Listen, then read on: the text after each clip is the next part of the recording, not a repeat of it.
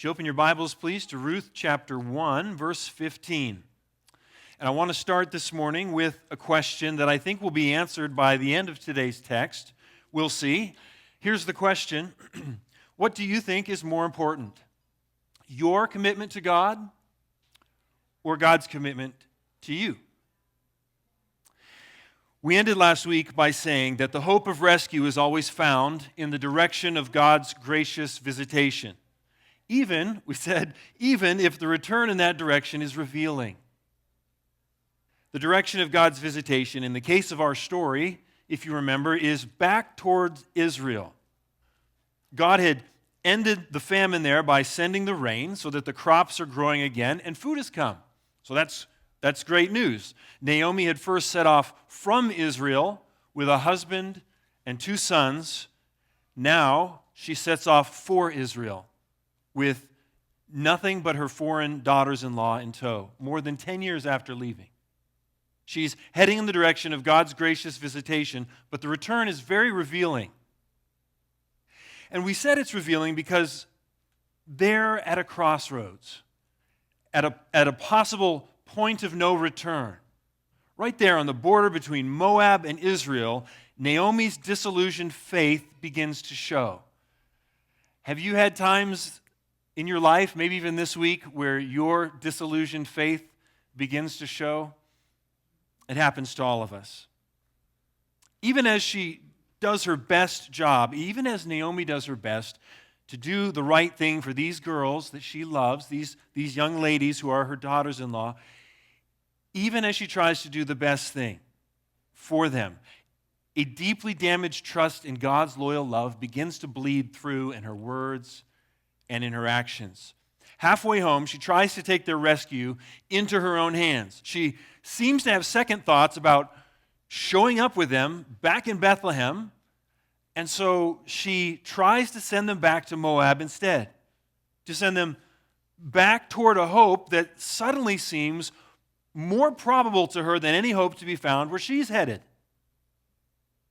And Naomi wants to send them off properly with a blessing. But, how do you bless someone in the name of the God you feel has failed you? And so, struggling to muster enough truth about Yahweh to make what she says meaningful, Naomi releases these women with a prayer or wish of blessing that at least communicates how grateful she is for them. If nothing else, she's very grateful for them. Because we said it's almost as if, in Naomi's wish of blessing, it's almost as if she implies that Yahweh could learn a thing or two about hesed, about loyal love, from her daughters-in-law. God, you imagine saying, God, you could learn a thing or two from so-and-so about loyal love. Can you imagine saying that?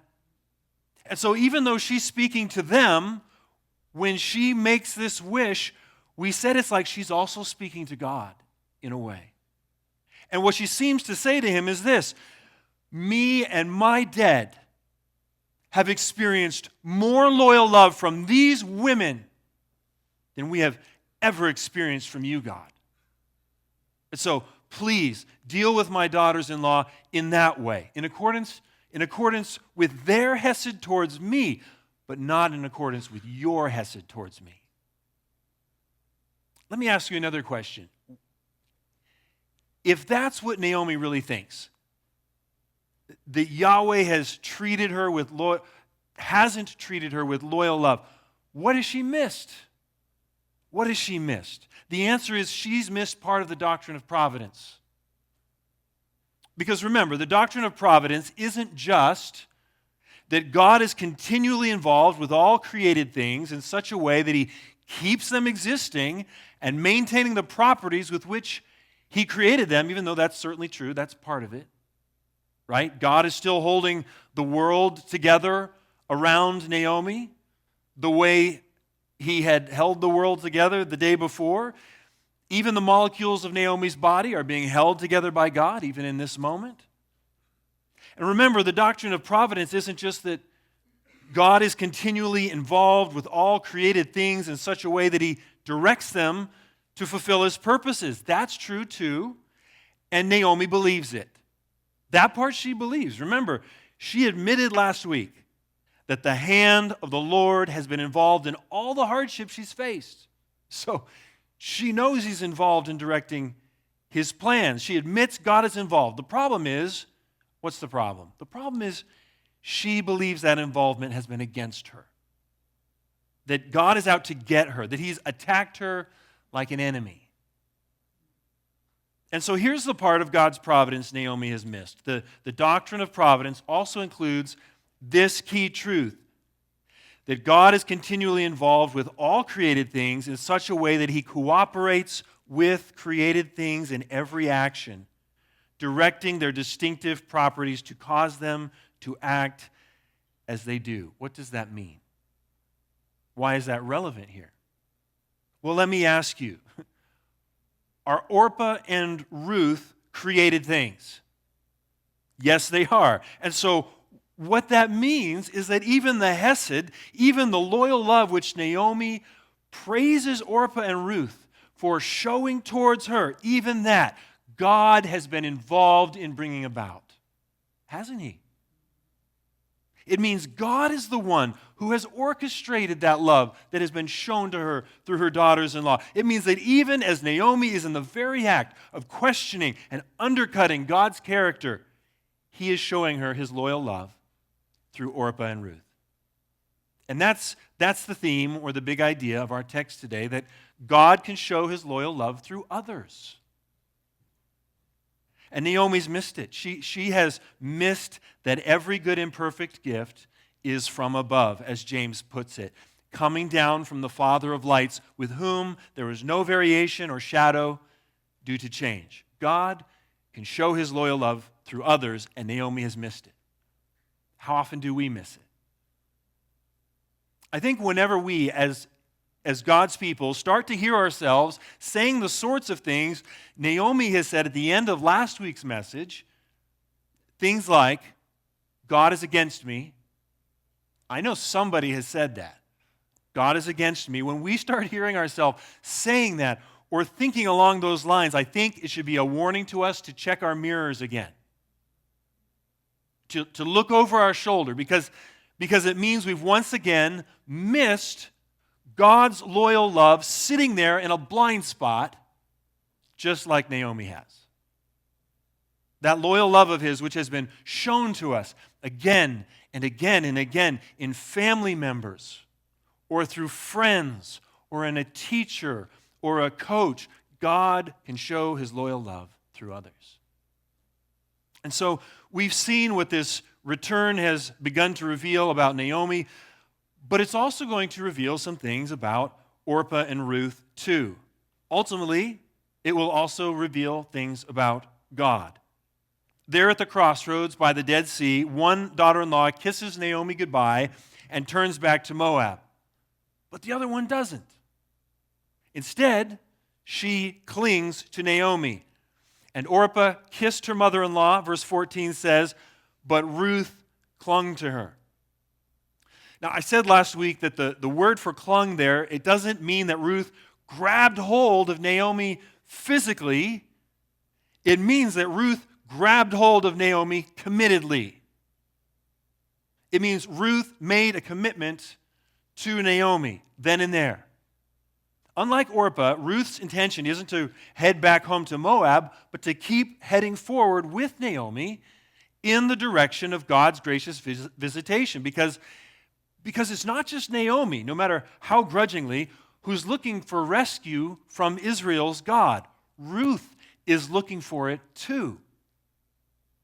And here's to me, this is the most moving thing about this so far. As we'll see more and more, as our story goes on, Ruth isn't looking for rescue for herself so much as she's looking for rescue for Naomi. It's a beautiful thing. And the amazing thing is that she seems to see this rescue held out by Naomi's God even more clearly than Naomi does. A kind of rescue that starts at this crossroads and stretches all the way into eternity. Maybe Ruth reasons that if Naomi's God can reverse a famine. Maybe he can reverse other things too. Maybe he can also reverse loneliness or poverty or vulnerability. Maybe he can even reverse childlessness, which for Naomi right now is the same thing as hopelessness. So in stubborn hope and love for Naomi, Ruth commits to Naomi. And so if you've still got your finger on verse 15, we'll pick up the story there. And she, Naomi, said, "See, your sister-in-law has gone back to her people and to her gods. Return after your sister-in-law." The figure of Orpah is already shrinking into the distance. Naomi looks from her to Ruth and decides to pull one last lever to see if she can shake Ruth loose. Naomi has been the pleasant companion to others in the past, and so she knows that a pleasant companion like Ruth, having Ruth come along with her, man, that's going to get in the way of her self-pity. And so now Naomi tries the lever of peer pressure. Look, your sister-in-law knows what's good for her, Naomi seems to say. If you knew what was best for you, you'd follow her lead. I read a lot of takes this week on why Orpah turned back and why Ruth didn't. Orpah failed in courage, writes W.M. Statham, but was not destitute of affection, for her farewell is accompanied with a kiss of love. He concludes this way: in her character, we see impulse without strength. J. Vernon McGee says something similar, except instead of courage, he sees this crossroad moments in terms of conversion. Both seem to see Orpah as having the impulse of courage or the impulse to conversion, but just not the strength to sort of follow through. Pastor McGee illustrates this beautifully, I think. My dad, he writes, used to tell about a steamboat which plied on the Mississippi River years ago when he was a boy. He said it had a little bitty boiler and a great big whistle. When this boat was moving upstream and blew its whistle, it would start drifting downstream because it didn't have enough steam to do both. He says, there are a lot of folk like that today. They have a great big whistle and a little bitty boiler. They have never come to a saving knowledge of Christ. Oh, they'll shed a lot of tears over their sins. They blow the whistle, and they're very emotional. They love to give testimonies full of emotion, but their lives don't measure up, he says. In other words, Orpah is like that steamboat, okay? And continuing on with Naomi is like continuing on upstream. And so while Orpah's got a big whistle, she's got a little bitty boiler. She's got a loud engine with no power. She's all talk and no action. She's all bark and no bite. She's all noise with no strength. She's sound and fury signifying nothing. She weeps of going on with Naomi, but drifts back downstream to Moab. Notice the words Naomi uses to describe Orpah's path. She's gone back to her people and to her gods, she says. Commentator R. Hubbard Jr. says that despite the Hebrew plural, literally her gods, the reference is surely to the Moabite god Chemosh or Chemosh. He was a false god, right? We know he wasn't really a god. It's a demon masquerading as a god who demanded the sacrifice of children. Many kings in Israel's day sacrificed their sons on altars to Chemosh. That's who Orpah is going back to, which seems to confirm that she never became a follower of Yahweh, right? Since most peoples of the time thought of their gods as being sort of territorial, as being connected to a certain people or geographical area, the choice of a final homeland was also a choice of the God that you were committing to serve. She's gone back to her people and to her gods, Naomi says. The journey to the crossroads has revealed this about Orpah. But it reveals something different about Ruth, doesn't it? Because she seems to have both the impulse to go on upstream with Naomi, and the strength. She weeps just as much as Orpah, but she still moves forward. And there's really only two options as to how this difference between the two of them came to be. Either Ruth is something really special, and this difference between the two is something she can boast about, or Ruth has been given a bigger boiler as a gift, and this strength to press forward is from Yahweh. And so, as Warren Wiersbe points out, even though everything has been against Ruth so far, her background was against her, he says her circumstances were against her, even Naomi was against her. Even so, there's no obstacle God's Spirit can't overcome. It's encouraging to me as a pastor. It just goes to show that you don't need seeker sensitivity all the time for conversion. You ultimately just need God's sovereign grace, His great power. See, whines Naomi, your sister-in-law has gone back to her people and to her gods. Return after your sister-in-law. Let's look now at the first part of verse 16 and the very first words spoken by Ruth in this whole story. Here's her first words. But Ruth said, do not urge me to leave you or to return from following you. Pastor Bill Giovanetti over at Pathway points out that even though it's not clear in the English translations, it's clear in the Hebrew here that Naomi is verbally attacking Ruth for wanting to go with her. And so he says another way of translating Ruth's words here are, quit attacking me to leave you. And here's what's so striking to me.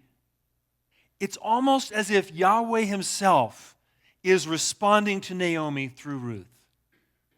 Another translation has it this way, insist not on me forsaking thee. Just as Naomi had really been speaking words of accusation to Yahweh, even as she blessed her daughters-in-law, so now Yahweh seems to respond with words of patient rebuke, even in this first response of Ruth. Stop attacking me, Naomi. Quit insisting that I forsake you, Naomi. No, I have committed myself to you, Naomi. One pastor imagines Ruth's exchange with Naomi this way. Ruth said, I'm going to make a commitment to you. Naomi said, I don't want a commitment from you. I don't remember asking for a commitment from you. Leave me alone. I like that. That seems real. Even so, there's no obstacle God's Spirit can't overcome. God says through the prophet Isaiah, I was found by those who did not seek me. I was made manifest to those who did not ask for me. Maybe some of you feel like I've been treating Naomi unfairly, like I'm being a little mean to Naomi. So let me say this very positive thing about her at this point. I don't think either Orpah or Ruth would have made it even this far towards Israel if Naomi hadn't been a very special lady to them. I think it's obvious that what we're dealing with in Naomi is a woman of God who loved God and was truly a godly example and role model and mentor to these two young Moabite women for many years. And so I think it's only now, for the briefest of moments that we're being shown this most unflattering side of Naomi. This side where she's stuck in a dark night of the soul and needs help finding her way back out.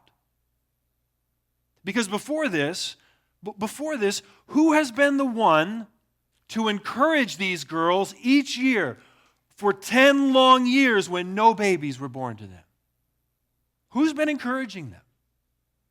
Who has guided them through the darkness when they were the ones in deep despair?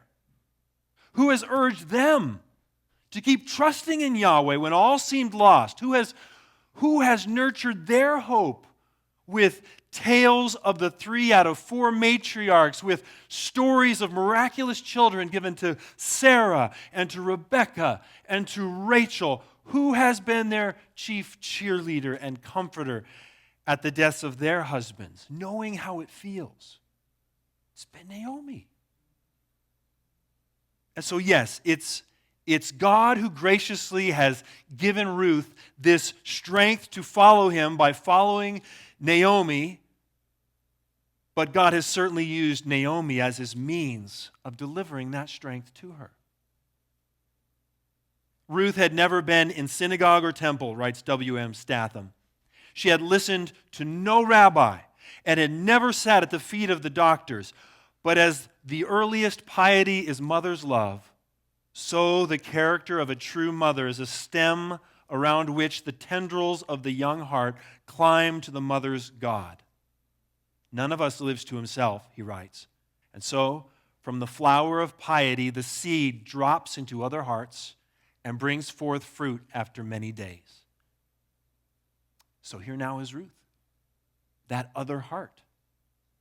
And at just the right moment, just when Naomi needs rescue the most, just when Naomi needs Yahweh's loyal love most, he brings forth the fruit of that seed Naomi sowed and has nurtured over the years, and he does it in order to help Naomi. God can show his loyal love through others. And now he shows his loyal love to Naomi through Ruth, even though Naomi is too blind with grief and bitterness to see it yet. And so before we slow down and walk through every part of Ruth's response here, let's just read the whole thing through, starting again in verse 16. But Ruth said, "Do not urge me to leave you or to return from following you. For where you go, I will go. And where you lodge, I will lodge. Your people shall be my people, and your God my God. Where you die, I will die, and there will I be buried. May the Lord do so to me, and more also, if anything but death parts me from you." James Morrison writes, "The absolute unselfishness of this determination is noteworthy." That's an understatement. He says that because of all Ruth is giving up and leaving in order to go with Naomi. Because it's very true that from a practical standpoint, Ruth's best chances at another husband, in a normal life, they lay behind her in Moab. By all accounts, by all reckoning, by all logic. But her words tell us she's not looking at herself anymore. She's looking in on this dear woman in front of her. She's taking notice of her. Ruth looks at her faraway eyes and she wonders, how will she make it all the way to Bethlehem? How will she carry even the little she has? How will she fend off all the dangers? Ruth looks at her trembling hands and she thinks, she's aged, she's broken, she's all alone. She looks in on this dear woman, and then she looks out for her. She takes notice of her, and then she takes care of her. She refuses to leave her. "No," resolves Ruth, "my hands will carry the load. My feet will bear the weight of her burdens each mile of the way back home." "No," resolves Ruth, "I will never leave her. I will not forsake her. Surely I will be with her always on this journey." The Bible says, out of the abundance of the heart, the mouth speaks. And all the words that overflow from Ruth in verses 16 and 17 reveal a very loyal, lovely, God-changed heart. Let's start back at the first part of verse 16.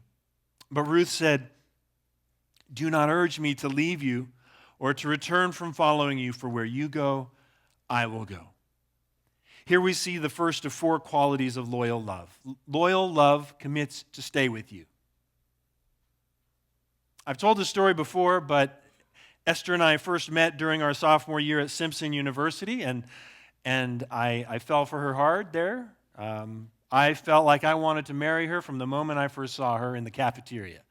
I saw her and I said, that's the one for me. I knew for sure within about 6 months. I was thinking through things a little more carefully then. After about a year, I had saved enough money for an engagement ring. My plan was to propose to her at the end of the summer after our junior year. Then a wrench was sort of thrown into our into my plans. As we talked more and more about our future together, we realized that maybe I had more of a specific call to overseas missions work, and she didn't. And, we didn't know if that was needed, if she needed as much of a calling as I did, and so we weren't sure if that was a deal breaker.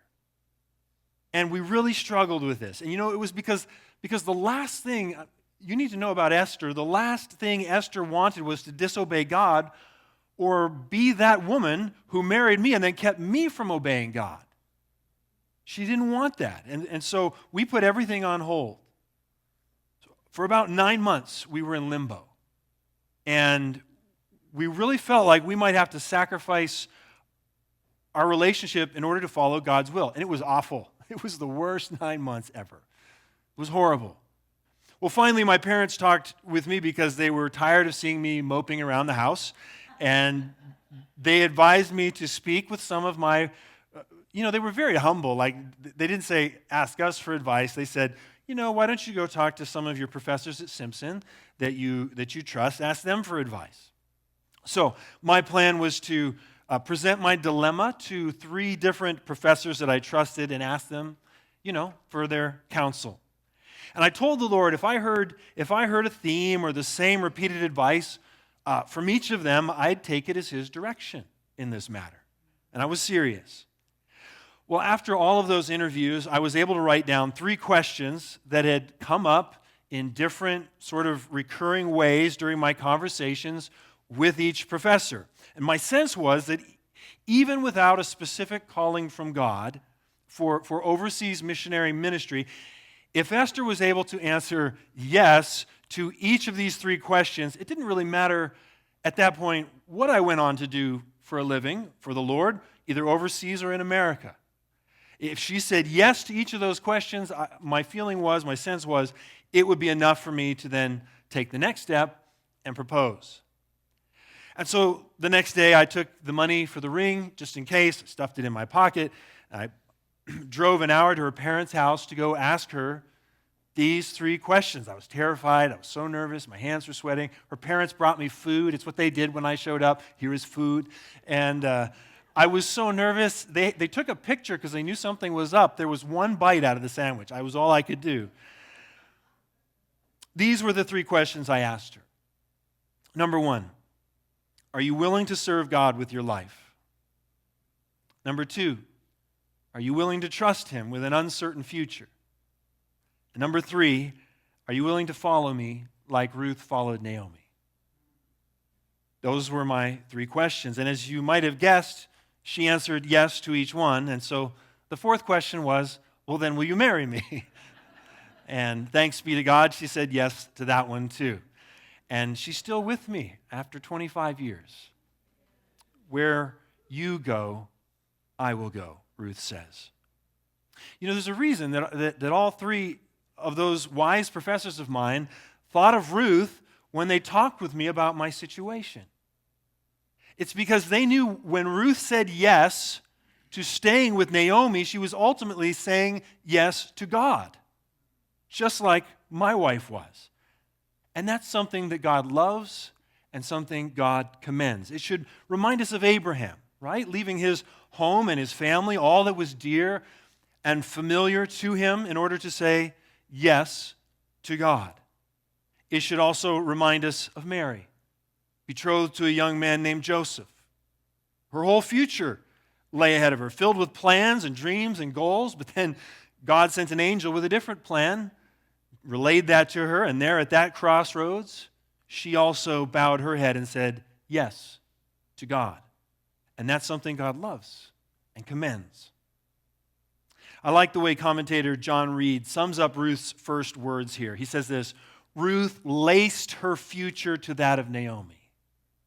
I love that picture. Think of those, I don't know if you ever did those races, those crazy races where they strap one of your legs together with someone else's and they tell you to run. Or they tie your shoelaces together with somebody else's shoelaces and they tell you to run. And they do it so that this is what it's supposed to go, where one person's foot goes, the other person's foot needs to go too. And that's what Ruth has done with Naomi. Their futures will now be in lockstep together. She laced her future to that of Naomi. Isn't that a beautiful picture? For where you go, I will go, Ruth says. And now she adds this, and where you lodge, I will lodge. This is the second quality of loyal love. Loyal love also commits to settle with you. Ordinarily, writes R. Hubbard Jr., the verb lodge means to spend the night. But this context, he says, requires a longer, more permanent stay. In other words, Ruth intended not only to accompany Naomi, but also to settle with her permanently, is what she's saying. Since I'm on the subject of marriage, I'll also tell you, and I know this will come as a shock to you, but Esther did not marry me for my money. It was my intelligence. It was my great intelligence. Because I didn't have any money, and so that was just right up front. She knew that. She knew well that to go with me, which at first meant, by the way, leaving California and her family to go all the way to New York State.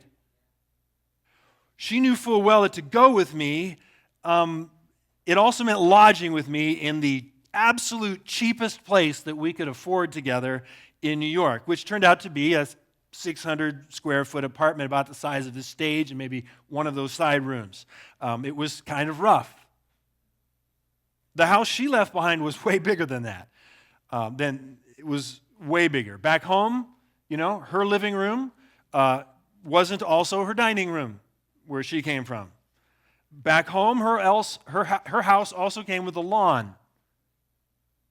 Well, Ruth has no delusions of grandeur either when it comes to lodging with Naomi. She knows it's going to be rough. Their shelter isn't going to be anything to write home about. The house she's left behind while still married to Naomi's son Mahlon may have shared a courtyard with others, but they at least probably enjoyed the privacy of their own room back in Moab, if not their own house. But now privacy will be a thing of the past. Ruth's home will now probably be a single mud brick room that she shares with Naomi, or some other semi-private or public or private space. It's going to be about the same thing, provided by sympathetic friends and extended family. It's going to be rough. Where you lodge, I will lodge, Ruth says. The rest of verse 16 ends this way, with Ruth continuing to announce her decision. Your people shall be my people, she says now, and your God, my God. First, loyal love commits to stay with you. Second, loyal love commits to settle with you. And now this is the third quality of loyal love. It also commits to identify with you. First, Ruth says, your people shall be my people. I have a friend, he just completed the last step in the process of becoming a U.S. citizen. That last step is the U.S. naturalization ceremony. During that ceremony, among other things, applicants take the oath of allegiance and they officially gain citizenship. It's a really big deal. My friend was really proud of it, and as he rightly should be, and he sent me a picture of himself afterwards. He's holding, there's American flags everywhere. He's holding one American flag in his hand. He's got like these two giant American flags on either side of him. It's a great picture. Well, Ruth is doing something similar here, though it's much less official. But it's still a sort of oath of allegiance. She says, your people, my people. That's the literal translation. There's not even the verb shall be in between them there in the Hebrew. It's like Ruth wants as little space between them as possible. Your people, my people. What would this new allegiance really mean for her, though?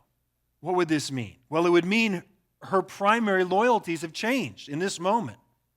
If she's looking out for the good of a nation, now it's Israel. If two nations go to war, she's with Israel. If she's going to wave a flag, she's waving Israel's. Her loyalties have changed. But here's the really amazing thing to me. Ruth chooses all this knowing she won't probably be welcomed by those in Israel.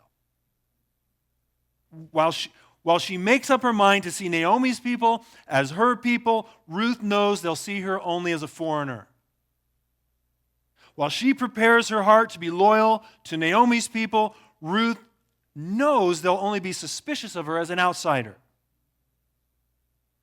But still, Ruth commits to identify with her and her people, so that one commentator imagines Ruth saying to Naomi, "You say I'll be an outcast. All right, I'll be an outcast, but thy people will be my people." That is the quality, that is a hallmark of loyal love. Next, Ruth says, "And your God, my God." So if, as I said earlier, the gods of the pagan nations were mostly thought of as being territorial, as being connected to certain peoples and geographical areas, and again, this choice to identify with Naomi's people is also her declaration of the God she's choosing to serve as well. And that connection is explicitly made here. Your people, my people, she says, and your God, my God. Ruth chooses both her people and her God in the same breath. If she's going to worship God, she's worshiping Israel's God. In other words, this isn't just her oath of allegiance, this is also her confession of faith. So, therefore, Jesus says in Luke chapter 14, verse 33, "Any one of you who does not renounce all that he has cannot be my disciple." With these words, she renounced her ethnic and religious roots, writes R. Hubbard Jr., and adopted the nationality and religion of Naomi. Henceforth, he writes, her kinfolk would be Israelites, her God, Yahweh. She willingly abandoned her family, her familiar surroundings, and her religious traditions. She took on the uncertain future of a bitter widow in a land where she knew no one, enjoyed few legal rights, and, given the traditional Moabite-Israelite rivalry, faced possible ethnic prejudice, racism. Your people shall be my people, Ruth says, and your God, my God. Look with me now at verse 17 as Ruth brings her testimony of intent to a close. Where you die, she says now, I will die, and there will I be buried. May the Lord do so to me and more also, if anything but death parts me from you. This brings us the fourth quality of loyal love. Loyal love commits to eternity with you. One commentator pointed out that as a younger woman, Ruth will undoubtedly outlive Naomi. In other words, if she'd stopped short of this last part of her commitment, much of what she said, as impressive as it was, might have ended at Naomi's death. In other words, it's possible she could have fulfilled her obligations, and then when Naomi was dead, she could have presumably resumed life back in Moab. That's at least a possibility. And she's young, and Naomi's old, and she might even still have time to remarry and have children. But now Ruth burns that bridge too. There will be no prenup. There will be no parachute. There will be no plan B. Where you die, I will die, she says firmly. She knows it's going to be rough, but she makes herself nothing, and she takes the form of a servant. She humbles herself and becomes obedient to the point of death. She intended to live out all her remaining years in her adopted homeland, writes R. Hubbard Jr. But that new homeland isn't just the place she commits to die. With her face set like flint, Ruth now adds, and there will I be buried. You remember Jacob in the Old Testament. He dies in Egypt, but what does he insist on happening? He insists on being buried back in the Promised Land. Joseph, his son, does the same. You remember how on his deathbed he makes his sons promise to take his bones back with them. And sure enough, in Exodus 13, we're told that Moses took the bones of Joseph with him, for Joseph had made the sons of Israel solemnly swear, saying, God will surely visit you, and you shall carry up my bones with you from here. But Ruth doesn't want that. She doesn't even want her remains to be taken back to her homeland after she dies. I mean, this is extreme. She's like, I'm committed in death, and I am committed in burial. Even in death, there's no going back. When Ruth passes a point of no return, she takes it seriously.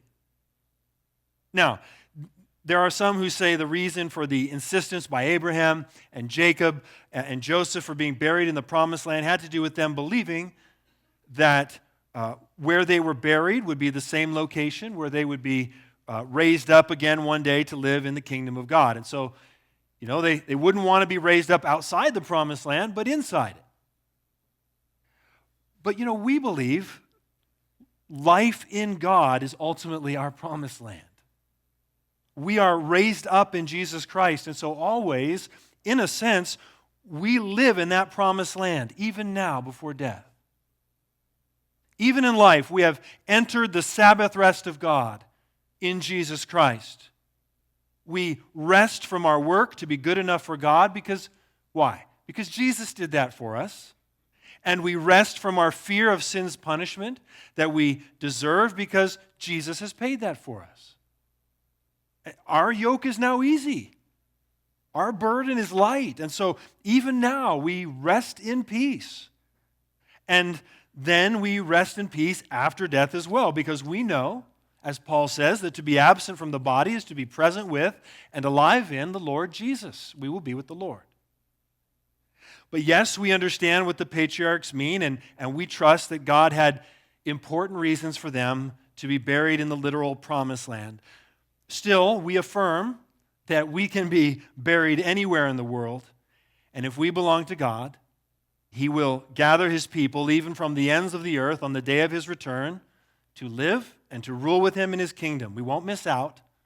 This is no trouble for God at all to bring us to where He is. Now, is any of that going through Ruth's mind at this moment? I doubt it. I don't think so. I doubt it. R. Hubbard Jr. does acknowledge that at the very least there was a widespread ancient tradition that families remained united even after death. And so more important to Ruth is probably a commitment to Naomi, not just to be buried in Israel, not just to be buried in Bethlehem, but even to be buried in Naomi's family plot. She wants to be with her family.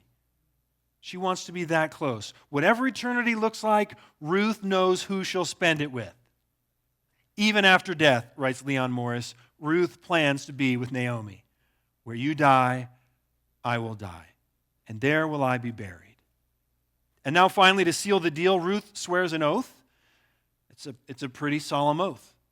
May the Lord do so to me and more also, if anything but death parts me from you. You should notice again the all caps Lord there. Does Ruth invoke the name of Chemosh to make her oath ironclad?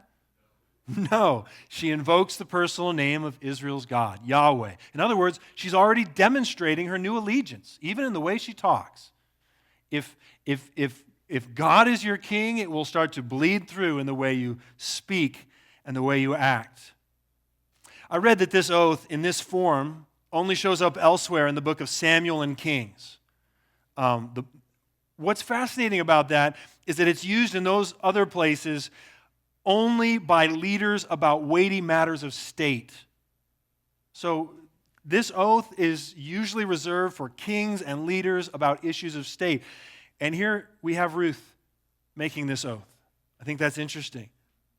This oath, it's because the reason it's members of state and important people who are saying this is because this is an oath that's tied to making covenants. This is a covenant oath. As the oath was pronounced, it would include symbolic actions depicting the fate that would fall on the one who went back on what was vowed. In our day as kids, we acted this out by saying things like what? What would we say? Cross my heart, hope to die, stick a needle in my eye, right? I mean, it was a little drastic, but we're sort of acting out this same thing. In Abraham's day, the bisected carcasses of animals showed what would happen to the person who lied or broke this oath. It was serious business. They weren't playing around. In Ruth's day, the symbolic gesture may have been as simple as a slashing motion across one's throat. And that motion would have come right where you see the word in your Bibles, so or thus, depending on your version there in verse 17. May the Lord do so to me. And now for emphasis she adds, and more also, if anything but death parts me from you. Friends, that is how serious Ruth's commitment is to Naomi.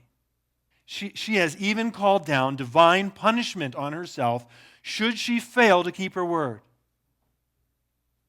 Like a lawyer anticipating any objection Naomi might throw at her, Ruth has closed every loophole. It's a stunning statement of loyal love. What a decision she's made, writes J. Vernon McGee. She said, I don't make this decision for just a day or for an hour. I make this decision for time and for eternity. So here at this crossroads, we see Ruth's heart revealed, don't we? In Ruth, we see that loyal love commits to stay with Naomi. We see that loyal love commits to settle with Naomi. We see that loyal love commits to identify with Naomi. And we see that loyal love commits to eternity with Naomi. Here at this crossroads, we see and hear Ruth's heart revealed. But the point we've been building to is that we also see the heart of Yahweh revealed here as well, don't we? Because all of these things God has done for Naomi through this human being named Ruth. Because God can show his loyal love through others. And in the same way, all of these things God has done for you as well. We started this morning with a question. What do you think is more important? Your commitment to God or God's commitment to you? And I hope by now the answer is obvious. It's God's commitment to you. God's commitment to you overshadows and overpowers. It makes your commitment to him look like nothing. His commitment towards you is the most important thing. What Ruth is to Naomi, writes Bill Giovanetti, God is to you and immeasurably more. What does he mean? What does he mean? He means that Yahweh has done all these things for you as well. He has shown you every quality of loyal love as well, long before you ever did anything for him. And God did these things for you in another human being named Jesus. God looked at our faraway eyes and he knew we couldn't make it where we needed to go. We couldn't do it alone. He saw we couldn't carry the weight of what's required of us. The sin we chose had weakened us beyond hope, and we couldn't carry the law across the finish line. He knew it would kill us in the wilderness. And so in Jesus Christ, God made a commitment to us. A commitment to rescue his people in loyal love. He didn't have to do it. He had other options. But there at that crossroads, he decided he wouldn't leave us alone. No, he resolved, my hands will carry this load. My feet will bear the weight of their burdens each step of the way back home. No, he resolved, I will never leave them or forsake them. Surely I will be with them always, even to the end of the age. And he does this even when those he comes to rescue aren't seeking them. Even when we push him away, he's stubborn. Stop attacking me, he says to us. Quit insisting that I forsake you, he says to us. No, you're stuck with me. I have committed myself to you, he says to us. And so God committed to stay with us. He laced his future to ours, which meant he also needed to settle with us. So he came down to earth in Jesus Christ and walked in our shoes as one of us, for us. Back home, heaven and the highest heaven couldn't contain him. Angels served him. His will was always done, and everything was in its place and as it should be. But now he came to lodge on a cramped, broken earth. And the first place he stayed with us was in a stable. And then he also identified with us. You know, he didn't just come as some generic human. He came and said, I'll be a Jew. I'll learn Hebrew and Greek. I'll grow up singing your songs and loving your food. Your people will be my people. And your God will be my God. And he was. Jesus grew up learning and keeping God's law. He came and submitted to his own laws. The same commandments Israel couldn't keep that you and I still cannot keep, and he kept them perfectly for us. He carried the weight of the law that we couldn't carry in his own hands, and he fulfilled it. And he did all this knowing ahead of time that we would see him in the end as a foreigner, that we would only be suspicious of him as an outsider, that in the end many would reject him. But still, he committed to identify with us because that is the quality, that is the hallmark of loyal love. But it's not the pinnacle of loyal love. That came with his death. Ultimately, God committed to eternity with us as well. And he knew what he was getting into from the start. Though he was in the form of God, Paul writes of Jesus in Philippians chapter 2, he did not count equality with God a thing to be grasped or held on to. But he made himself nothing by taking the form of a servant. Being born in the likeness of men and being found in human form, he humbled himself by becoming obedient to the point of death, even death on a cross. Why would he do this? Because he was committed to us to the end. Committed to death and committed to the grave. He carried all the requirements of God's law across the finish line for us, but there was still the matter of our sin. And so he offered himself to his Father as the payment for the sins of his people that he loved, and he died so we could be forgiven. And then he shared this last bit of humanity with us. He was buried like us. This week I officiated at a funeral, and afterwards I also visited the graves of many of our former members here at Westside, and it's always a moving thing for me. Friends, Jesus committed to identify with us even all the way into one of those graves. But he didn't stay there. And neither will those he's committed to in loyal love. Jesus lived for you loyally, he died for you painfully, and he rose for you gloriously. And that means that for all who put their trust in him, eternity is waiting. Not side by side in a plot of earth, but together with Jesus in life everlasting. In heaven at first, and then one day on earth. A new heavens and a new earth. An earth where God will finally reverse not just a famine, but every other effect of the fall that has plagued this broken world. Look now at verse 18. And when Naomi saw that she was determined to go with her, she said no more. There's no more talking recorded until Bethlehem. Naomi finally gives up, and she gives Ruth the silent treatment the rest of the way home. For the whole journey, writes one commentator, from Moab to Judah, Naomi wouldn't talk to Ruth 7 to 10 days, uphill both ways. Friends, God can show his loyal love through others, and he's showing it even now to Naomi through Ruth, but Naomi is too blind with grief and bitterness to see it yet. But that will change. God has shown us his loyal love as well through Jesus Christ. Even though maybe you are too blind with grief or bitterness or anger today, maybe too blind with pride to see it yet. And so my prayer today is not that God will do something he's already doing in your life if you're one of his children already, but that you'll see it. That you'll look over your shoulder, you'll see it. You'll recognize his loyal love to you, that you'll see it. And if you're not a Christian, if this is the first time you've heard about Jesus, the first time you've understood how God has shown you his own loyal love through his Son, my prayer for you is that you'll not try to push him away today. That you won't give him the silent treatment, or worse, say, leave me alone. Instead, I pray that you'll see the loyal love of God that has sought you out and receive the rescue he offers you with a grateful heart.